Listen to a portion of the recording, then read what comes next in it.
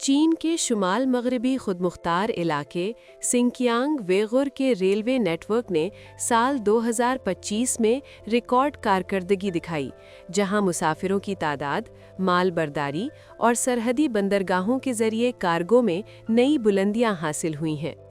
China railway Urumqi group company limited के मुताबिक Sinkiang में साल 2025 के दौरान रेलवे के जरिए 5,42,50,000 से जायद मुसाफिरों ने सफ़र किया, जो सालाना बुनियाद पर 6.8% इजाफा है।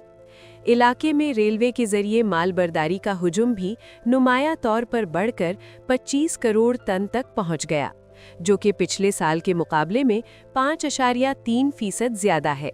सिंकियांग की दो बड़ी रेलवे बंदरगाहों अलातो गुजरगाह और हॉरगोस बंदरगाह पर मजमूई सालाना आमदोरफ्त का हुजूम 12.1% इजाफे के साथ 3 करोड़ 21 लाख टन तक पहुंच गया।